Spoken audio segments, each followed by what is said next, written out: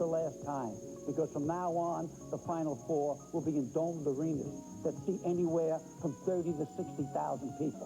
But in the next hour, I will pull out of my Easter basket for you, the Final Four coaches, a sneak preview into the 1988 Olympic teams, my All-American team, and who is truly Coach of the Year. Then, a serious look at the new formed Black Coaches Association, and a peek at the North Carolina State Cheerleaders, who put out a pinup calendar that raised some eyebrows. And how about Sheriff Al's Most Wanted list? But most of all, we're going to tell you who's going to win tomorrow night and why they're going to win. So stay with us right here on NBC.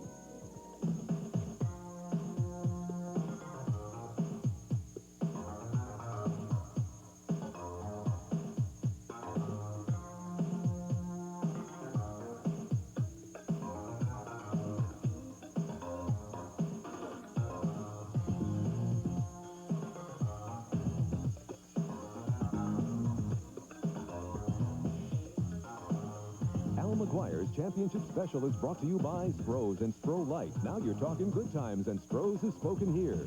By Quaker State Motor Oil. The big Q stands for quality. Always has, always will. By Noxzema Shave Cream. Who can resist a clean, close Noxzema shave? Noxzema, the irresistible shave. And by Ace Hardware Corporation. Ace is the place.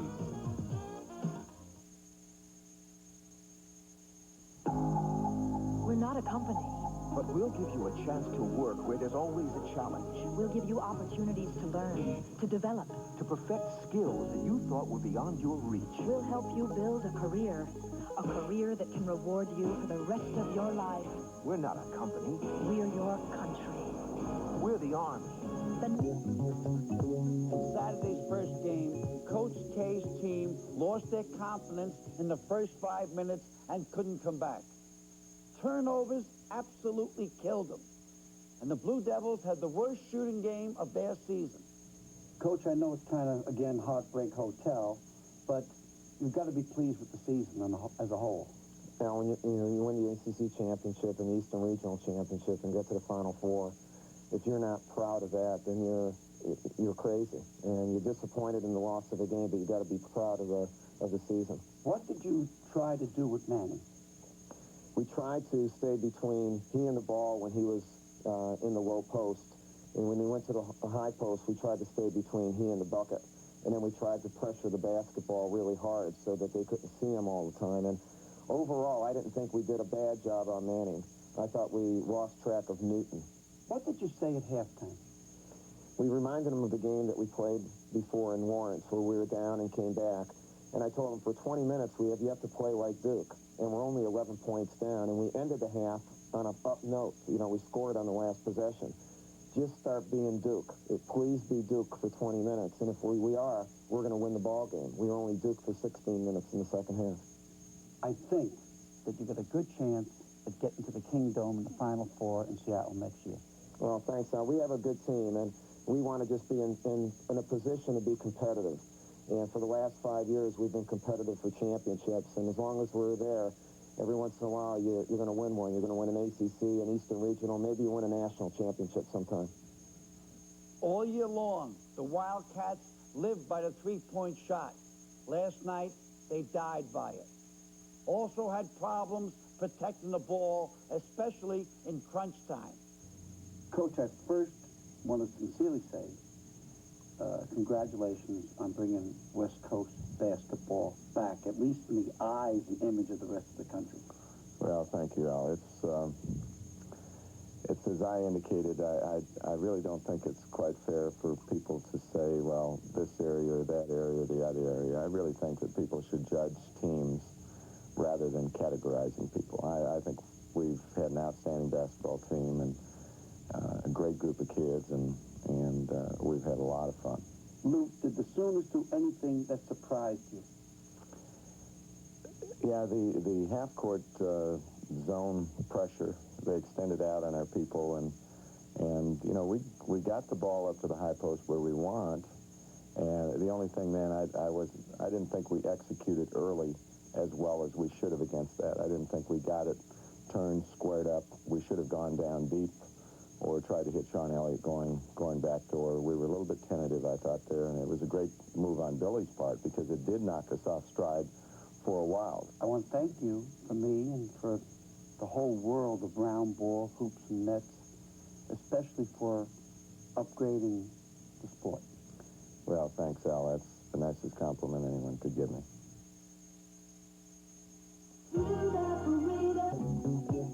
Welcome back. We're on top of the Living Memorial, which gives us a great view of downtown Kansas City. As you know, fans, basketball generates millions of dollars.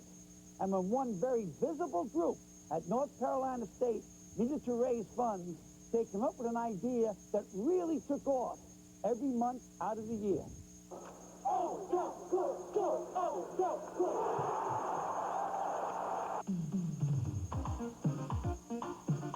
Awesome. It's kicking. Electrifying, flashy, Raw. innocent. Hot. Monthly. When the North Carolina State cheerleaders needed to raise some money, they didn't have a bake sale, but it did sell a little cheesecake. Well, how did you decide to do the calendar? It was your call. A student on campus, a doctorate student, came to me and said, I've got this great idea. I want to put together this calendar. The girls are so great looking. I play basketball in the gym all the time. I see them. I think you ought to do this and raise some money. So maybe we can get some scholarships. I said, great. Kathy, was there any downside to the calendar? Because certain things was kind of a little risque. Oh, I don't think risque. I don't think risque at all. For my age. No. Maybe you're too conservative. Yeah, I like that look. Each calendar girl picked her own theme for her pose. Since I started cheerleading about 4 years ago, Kathy has us lifting weights and doing things 2 or 3 times a week. And I kind of, it's kind of addicting once you start it. You kind of get into the running and the lifting weights and aerobics and stuff like that. Punch, 5, 6, 7, 8, hold, 1, 2. They are athletes. I mean, first and foremost, it's not, the old sis, boom, bye. Hey, take it away, take it down the other way. These kids are athletes, and they are very dedicated athletes, and they do a spectacular job, and they are national champions. Bop, bop. Bop, bop. Oh, that's it. Practice is one thing, but to see this group at a game is really something else. You think Michael Jordan is up there, just look at this. By the way, if you're at a North Carolina State game and you see this little cutie, she's Coach Valvano's little girl. And what does Coach V think of her? As a future calendar girl? One thing you got to know about the Valvanos, we love ink. She's no different, the whole family. We love ink. I had to get into the act somehow, but since nobody could get me on their shoulders, this was the best I could do.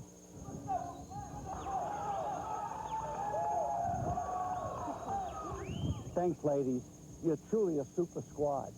Another outstanding team in the hardwood is made up of newcomers, soon to become household names.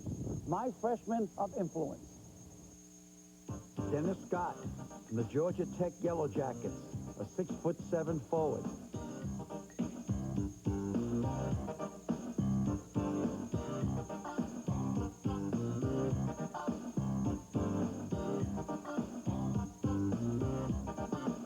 Bradford Smith, a 6'3" guard from Louisville.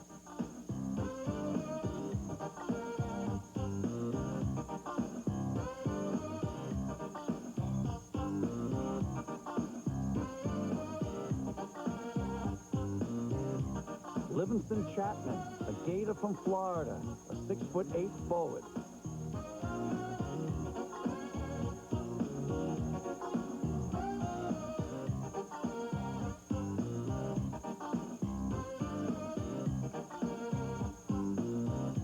Sean Miller, a 6'1" guard from Pittsburgh.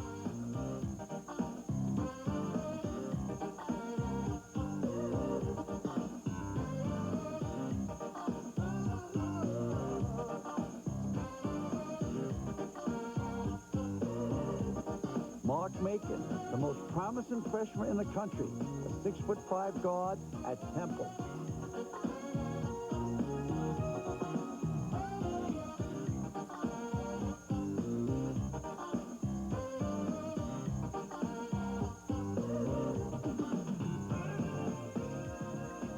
any of these guys be picked for Seoul? I doubt it. But what do I know? Let's ask the guy who's going to write the book on the Olympics. John, are you looking for ball players that for their ability or for ball players that fit your style? How are you going to decide that? Well, I think it's a combination of both of them. I have in my mind how I would like to play, and I think most coaches do. We don't always admit it. But in the same token, you might not have the luxury, so you're going to have to make some adjustments after you see the team is selected. But I know one thing, we've got to have people who can play good perimeter defense because most of the European and Asian teams shoot the ball so well. So you want a certain amount of quickness. You've got to have reasonably good height on the perimeter too. But if I don't have that luxury of getting those things, you have to make some adjustments. But I have a style that I would like to play, and I would like to fit people into that style. You know, John Babe, this is a tough statement. It's almost anti-American. But David Robinson scares me. He hasn't played competitive basketball in 2 years. Well, if it scares you, how do you think I feel? And it's like a Proposition 48 person. When you get a Proposition 48 kid, it takes time for him to get back into the swing of things. And David certainly is more mature. He certainly has got to do some work, but it's a grave concern of mine. What's even more concerned, he's in the United States Navy. And if he's not in shape in the United States Navy, I'm a little bit concerned about what's going to happen to our security. I think, Coach, you're starting in the middle of April with 70-some-odd guys. Tell us how you're going to end up in Seoul with your starting team.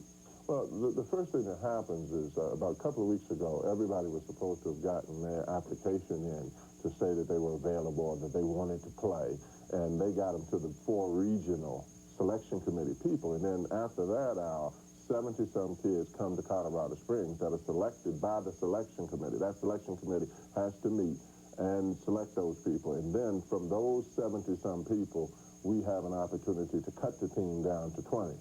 Those 20 people will then go to Georgetown University and work out, and we'll have a closer look at them. When will they go to Georgetown? Well, they'll go to Georgetown, I'd say, around the first week of July. They'll come into Georgetown. We'll give them a little bit of time off, and then around the 1st of July, they'll come to Georgetown and have an opportunity to work out, and then we'll go through an exhibition period where we'll play against some of the NBA teams. We'll have an opportunity to play against maybe some more structured teams. I'd like to see a little bit more than just NBA All-Stars, who I think are fine athletes and great players. I'd love to play against a coached team, a team that can throw some things at you that you might see in the Olympic Games. And I think that will tend to see the reaction of some of the players and give me a better evaluation of how they respond to certain structured things. Thanks, Coach, and bring us back to goal. We'll try. Welcome back. I'm one of the finest stage coaches west of the Mississippi. It cost over $40,000. So it's only natural that from this great coach, I give you my Coach of the Year. Ah, dang it. Quit fighting him. Coach Gene Cady of Purdue gets my vote for Coach of the Year after a brilliant 27-3 season. He may be tough, but his troops think of him more like a father than a General MacArthur. He's a man that I really look up to as a father, and I just want the best for him because I know that if I want the best for him, he's going to want the best for me, too. Here at the Cady home in rural Indiana, it's obvious that basketball is a family affair. It's not unusual for the family to watch game tapes well into the wee hours of the morning. Pat Cady, Lisa, and the coach take basketball very seriously. It seems to me that Gene takes a low profile. Does he bring the game home with him? Well, in a sense of worrying and being upset over it, no, he leaves it at the office. What we do is when we come home from either a loss or a win, we will immediately go in and get ourselves comfortable and watch the game again. Okay, now, you're on the road, and you got a couple of rowdies in back of you, and they're really jumping all over Gene. Do you counter? I don't care if they scream, sit down, shut up, things like this. It doesn't bother me. But when they start screaming the profanities at the players, that bothers me. And this year, it's been unbelievable. What's so surprising about him is that he's one of the nicest guys in the game. You know, the thing I admire about you is you don't seem to get caught in the mud. You don't seem to have any vendettas. Well, I try to stay out of mudslinging. I don't know what good that ever helps anybody with. I've always respected my coaching profession. My colleagues have always been good to me. It's always been great, for example, in this state to have the battles that we have. Bobby and I have a great relationship as far as just playing the game. And we keep our personal feelings out of it, for example. And I think I've been that way pretty much with all the coaches I've competed with over the years. Gee, when you take the whistle off and you retire, what do you foresee you doing? That I'd like to be able to return something to the game. The game of basketball has been very good to me. I'd like to be able to help some sort of charity or be able to get involved where I would help other people. And I just like to have a good time with my family, with my wife. So we enjoy travel, we enjoy golf, we enjoy different types of sports, and we enjoy watching other people have success. I wish that other people would have the success that I've had in basketball, because it's been a great, great career for me so far. But still, there's that missing link where you've never won a national championship, and that's something I think every coach would like to do if you have high goals. Congratulations, Coach Gene. Job well done. Wait till next year. He'll catch him next year. We're going to now touch the lottery. My two guests with me is Wayne Emery, the Wall. Unbelievable person, just a great athlete. And Jerry West from West Virginia. Everybody in the round ball hoop world knows of Jerry. The lottery is done in May, and it's picking 7 ball players. It's the 7 clubs that did not make the playoffs. Now, Jerry, lay on me exactly what that means. Well, I think the concept of lottery, a lot of people, there's pros and cons of this thing, first of all. And it's a very exciting time for any team that doesn't make the playoff. And what happens, the 7 names are put into a hat, so to speak. They're drawn out. And the 3 teams that finish 1, 2, and 3 in the pick, they can select in that order. Do you go for the talent or for the need? As we look back, Jerry, you'll agree with this, the history of the lottery, the first player picked was an Elijah Wan, a Sampson, players who the centers. Let's alternate. I'm going to say, I want to pick first and step out of it. I'll pick Danny Manning. Now, let's say you two guys now have your picks. Go second, Jerry. Well, now that's a very difficult thing, because I think for us, again, we're going to look for a big guy. I need a second choice. Come on. Second choice, Rick Smith. Al. I'll make it easy for you. The kid from Maris. Now get back to Jerry. Now, Jerry, will you come up with the third choice? Let's put Purdue third. Give me a fourth choice. I'll take Rick Smith too. I think that would be. All right, now we're in third. Fourth one. Well, we got Rick Smith taken twice. No, we got Will Purdue, Smith, and Danny Manning. Okay. Charles Smith. Charles Smith from Pittsburgh. Name me one, Jerry, and don't give me a half-hour conversation. I think a player that's an intriguing player is Ricky Berry from San Jose State. There's a multitude of players, those that we named and others, who may slip into the top 7 that we talked about. I don't think it's clear-cut this year. Hey, I appreciate it, guys. Now you heard from the 2 pros, but I'm going to give you who I think is going to go in the lottery in May. The hairline call, Gary Grant of Michigan, the general. He's a 2-way player and plus 20 scorer. At number 6, Ron Cycli, the Orange Man. He proved himself to be one of the best big guys in the country. Hershey Hawkins of Bradley, one of the most talented men in college basketball, destined for greatness in the NBA. Charlie Smith of Pitt. He played center in college. Look for him to be a power forward in the pros. Rick Smith of Maris is my 3rd pick.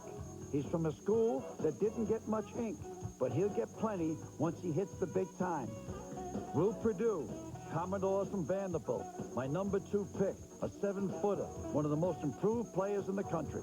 And obviously, my number 1 pick, Danny Manning of the Jayhawks. He's a franchise. He makes everybody else better.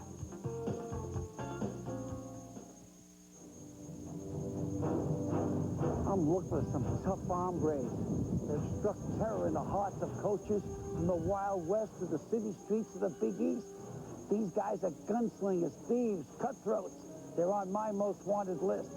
But if I wasn't wearing this badge, believe me, I'd like them in my corral. You gotta have a ramrod. And that head of that Oklahoma gang, I got to go with him, Billy Tubbs. Sure, he looks innocent enough, but this guy's crazy like a fox. He uses his brains to keep the Sooners the most feared in the West. And the fastest gun in town, Hershey Hawkins. Hershey Hawkins is fast, an unbelievable shooter. Call him Quick Draw. He's on target. And the team roper who ties everyone in knots, Billy King. This guy practically locks you in a cell. He covers you like a blanket.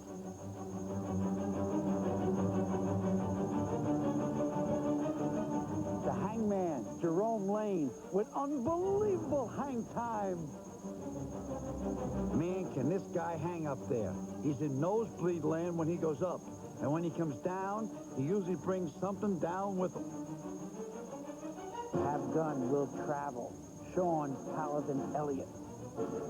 Sean Elliott, he's Paladin. Have gun, will travel. Give him the ball, and he'll gun it. He has no mercy for his victim. He shoots, it goes in. And the riverboat gambler, Gary Grant. He'll beat you any way he can. Gary Grant may gamble on a shot, but he's always beating the odds. I hope you don't have to go up against him.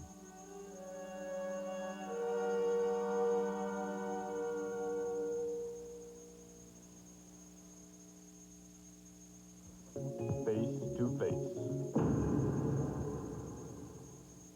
I think that ball players should be compensated on a monthly amount of money from the NCAA directly. How could you be so wrong so often, Al? You would think every once in a while you hit on something that was right. You know, but you're wrong again. You got $15 a month when you went to school. I was a walk-on. Be careful. They are compensated. First of all, let's take this Final Four. You've got a school like Duke. Kids getting $15,000 scholarship. That's 60 G's. Let me finish now, okay? He also, the education, what's the price tag on the education, right? Price tag on education. I don't know what you're going, someone once said, right, you can fish for someone and they feed themselves for a day. Teach them to fish, they feed themselves for a lifetime. Just because your mom or dad makes money doesn't mean that you got the money. There's kids out there that don't have any money and they become susceptible. Well, what's mom and dad doing with the bread? Why aren't they helping their kids getting a scholarship? They can't duke them $25. What kind of parent? Get those parents on this show. I want to talk to them. Too many fights. Too many fights. What should we do about it? Too many fights. You say there's too many fights. The problem with the fights is the media has made it to be too many fights. Now, I'm not saying that fighting, we condone it or it's all right, but what happened this year is the fights were in the media centers. You know, everybody, the joke, don't get angry with me, but everybody said, you know, I went to a fight and the Big East basketball game broke out. Now, I don't get angry, Big East people. What happened was you had a couple of very highly publicized fights. But, Jimmy, baby, there got to be some penalty. There got to be something. It can't be say, hey, we're going to hit you on the wrist. Oh, fine. You should. That's the point I'm saying. Yeah, you should throw the kids out of the game. For how long? I mean, for how long? For that game? What are you, 8 minutes? What do you want to throw them off for 3 How about if a fan comes on the court? We should guard them. Guard them. You can take them low. You can take them low. Take them low. You can probably foul them out in about 3 minutes. Take the fan out. I've never seen a fan come out and play the game. Guard them. Take them, you know. Overplay them. It's what I'm saying is, we went through a pretty competitive season. Nothing happened. I mean, there was not a fight. And we belted a ref once when he came off the court. I know that. You know, my uncle did that. But the guy deserved it. Rules. They don't want to touch a three-point shot. Why not? Who? Eddie? Who are they? There's Eddie one guy. Sites, because Eddie can't shoot it. Eddie, you know, Eddie says it's fine, but Eddie can't reach from there. It's got to go back. It's too close. I don't think the shot should be in with part of your offense. I think that's exactly right. You hit it right on the head. I knew you could get one right. You got one right. And it wasn't even guessing C in multiple choices, which you did in high school, didn't you? You always went C. I know it. You know, it's true. The three-point shot, if you play zone defense and the ball goes inside, outside, it's a three-point shot. I mean, you know, if you zigzag, which is what you do against zone, you want the ball to go in and then a diagonal pass. It shouldn't be that. It shouldn't be just a normal part of offense. It should be where you fully say, let's take three-pointers. So I think the three-point shot should move back. Number two, the clock should go to 35 seconds. I like that. Shorter clock. I want the clock. You think pro? No, 24 is a little bit too, which is a strange number anyway, 24. But I think 35, you think about that, 24. How do you get 24? I'd like the clock a little bit shorter. And I also think, which is the final point, international rules are the best. We should have international rules. They play a much better game. The international ball, they play to win. We tend to play not to lose. You know what I'm saying? They play to win. They play. They do good things to score. One thing, if you had just one thing in your life to change in basketball. Yes. What would it be? Yep. The coach's box.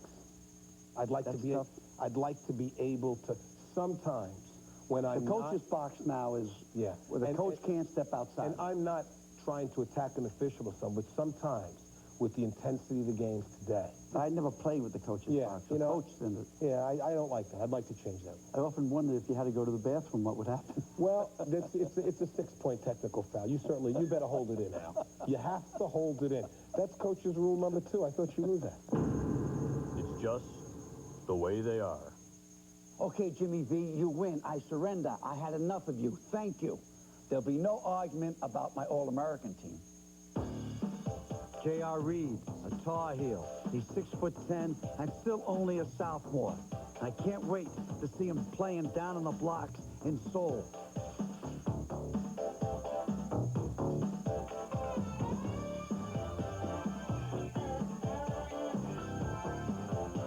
Harvey Grant from the Sooners of Oklahoma.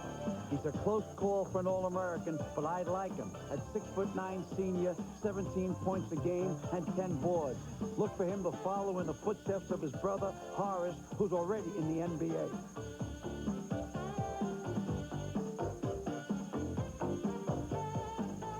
Danny Ferry from Duke, a 6'1" guard in the body of a 6'10" forward. If you're looking for one reason why Duke has returned to the Final Four only after 3 years, you're looking at him. Definitely one of the most well-rounded players in the game today.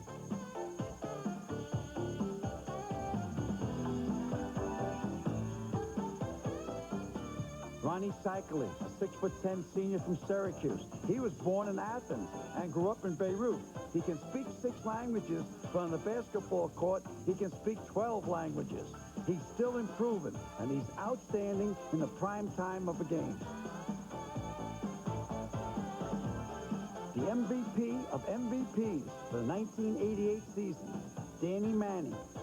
He can kill you down low, can hit from the perimeter, an outstanding passer, the best ball player in the United States.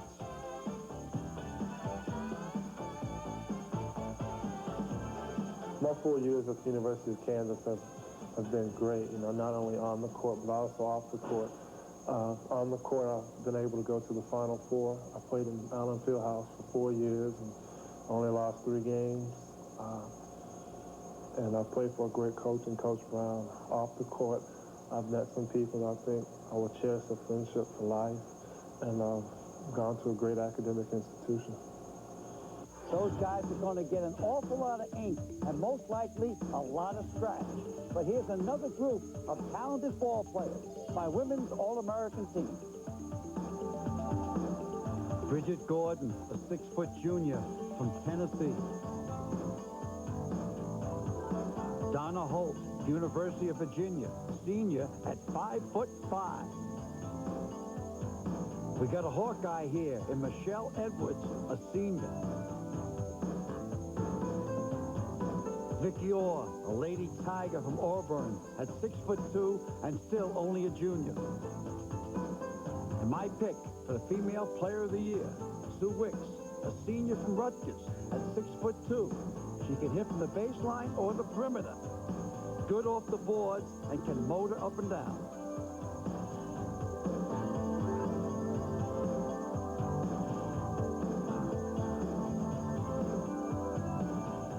Congratulations.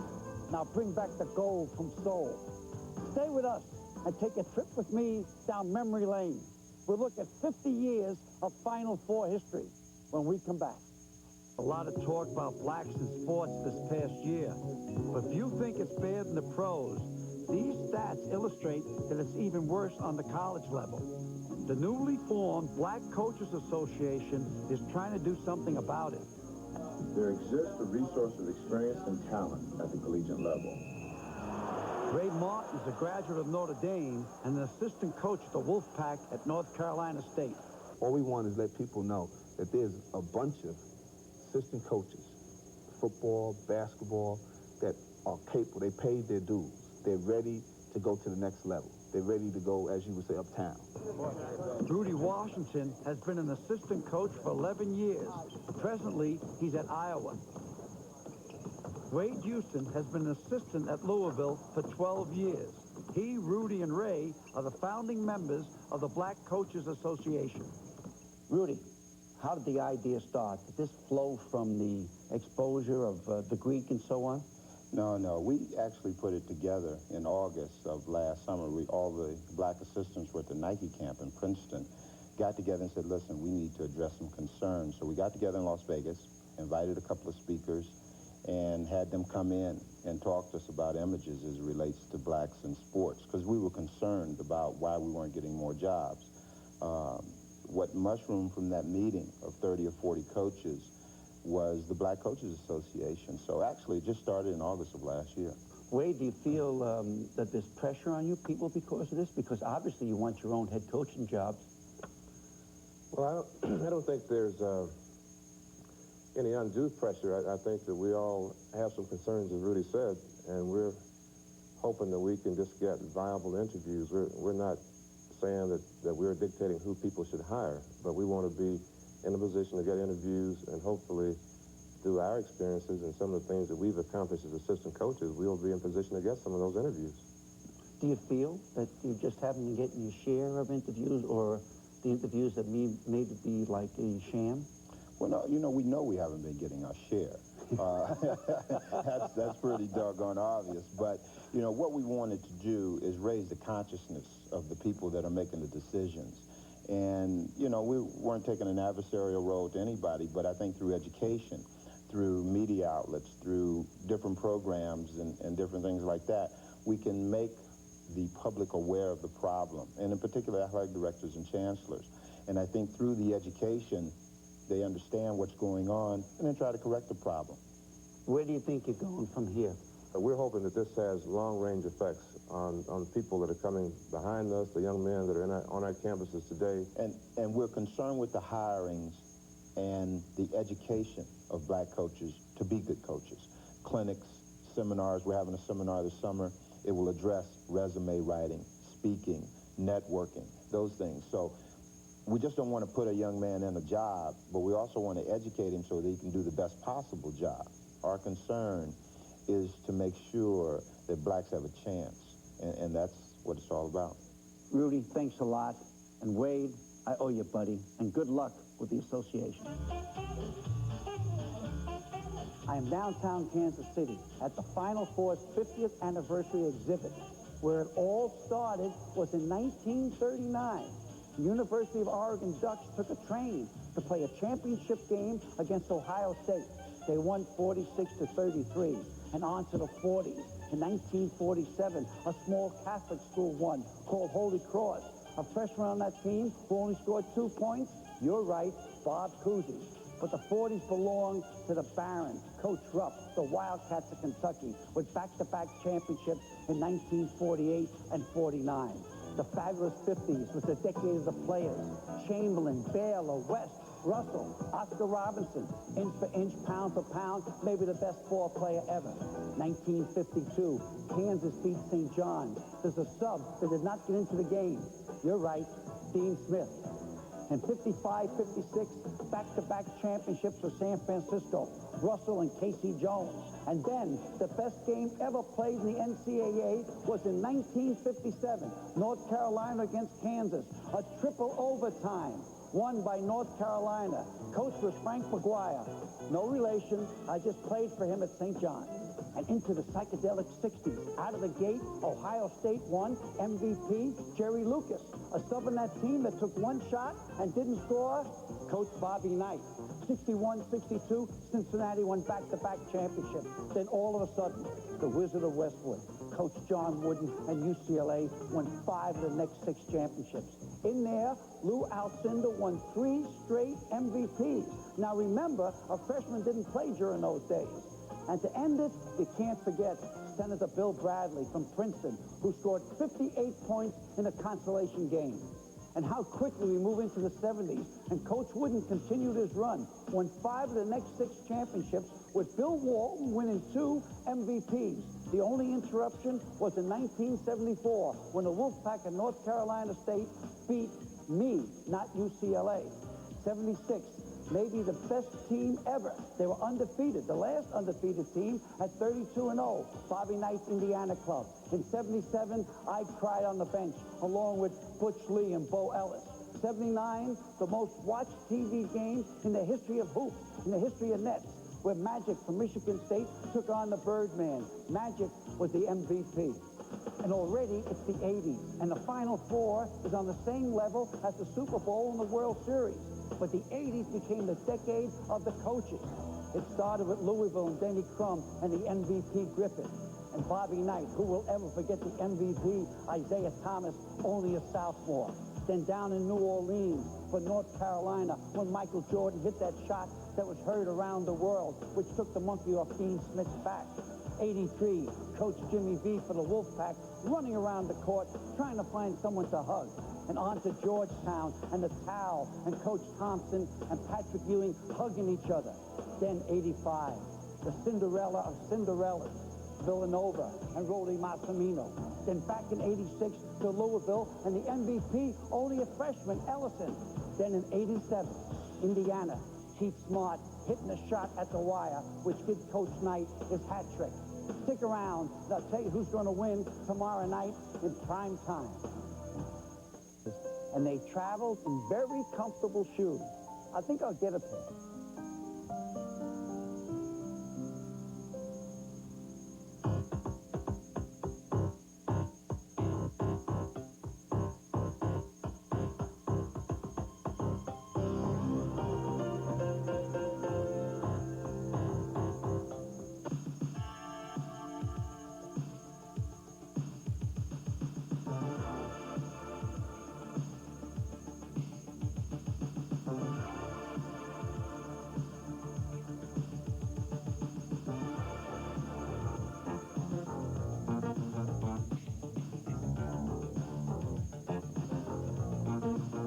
Hey, Bob, you know, 35 years ago, I wore this sneaker in college at St. John's. In those days, it was in Brooklyn.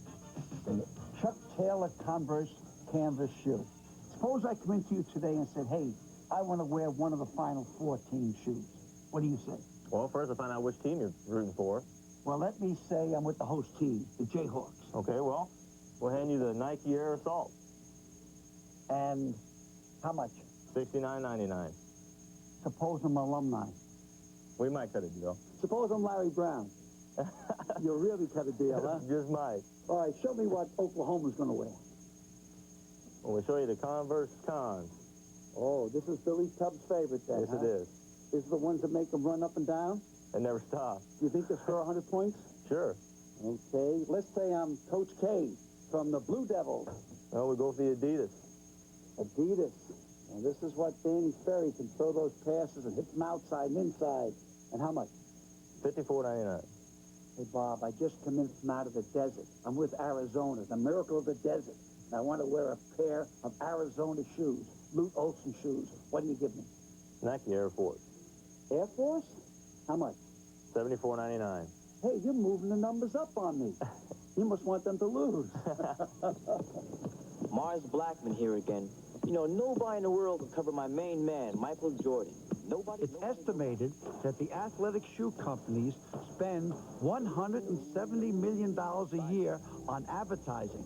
This isn't a Hollywood movie. It's a shoe commercial. Believe it or not, the athletic shoe industry brings in over $3.2 billion. That's $1 billion per year. And that doesn't even include the shoelaces. On fire. Well, what can the weapons do for King? Well, I can do just about anything. You already know what you did for me. What? I walked away with the MVP.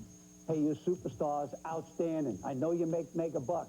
Whether it's Larry Bird or Magic Johnson, Dominic or Isaiah Thomas, they're important people. But the most important people that wear these shoes belong to this little guy. He's even one for little princess. They go for $25 a pop. Tell the grandparents. Now, I want to kick some sand in Bob Lanier's face. He's a good friend of mine, but he's always on TV talking about his size 22. I got right with me here, King Kong, size 305, triple Z. And when this shoe goes upstairs for a rebound, you better not be around when it comes down. Now stay with me, I'll be right back. 13-0 run, impossible to come back. When they needed to score, who'd they go to? Danny Manning. And Milt Newton had a career day. Congratulations, Coach. Thanks, Coach. Thanks Before we get into this interview, I've got to say this. 2 years ago, Coach lost the game to Duke in Dallas in the Final Four.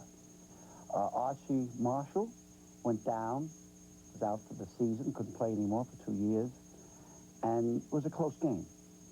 And here we are 2 years later. Can you relate the feeling?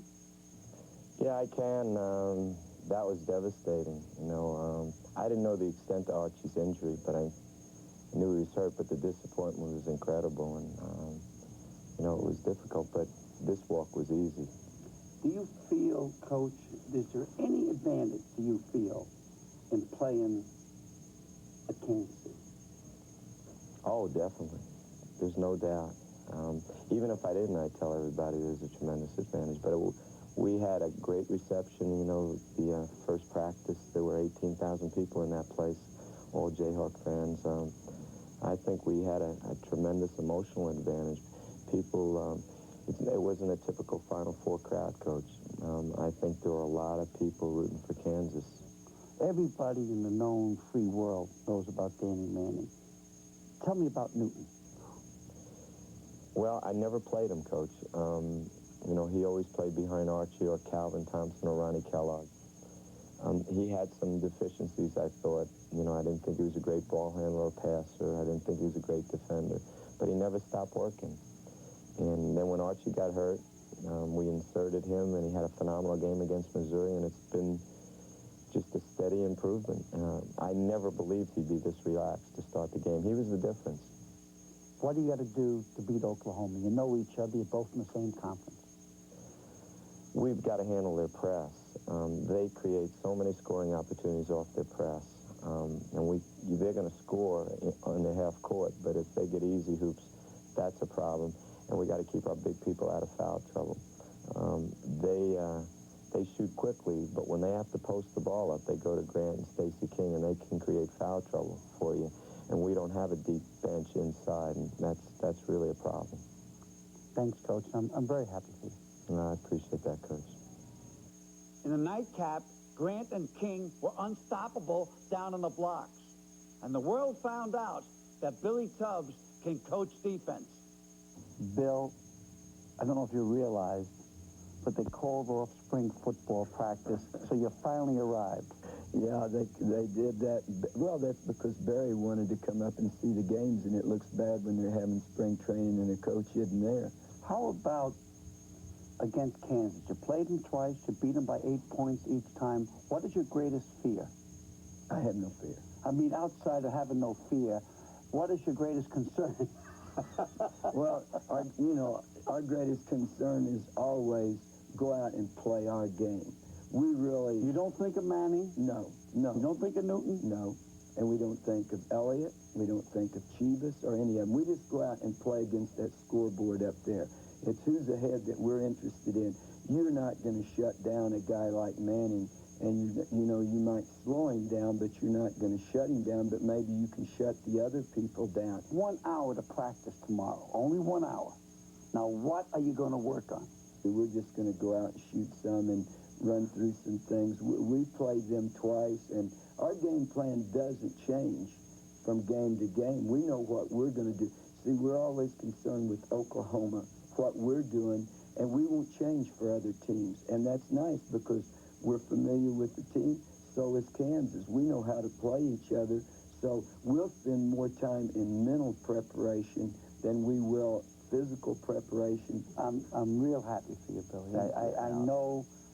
I know you well, and I'm pleased, and I'm glad that you cleared the trees and that you are in the so-called winner's circle. I appreciate it. Thank you. It's a great honor to our team and our university. I think the greatest asset we have in Oklahoma basketball is nobody can outwork us.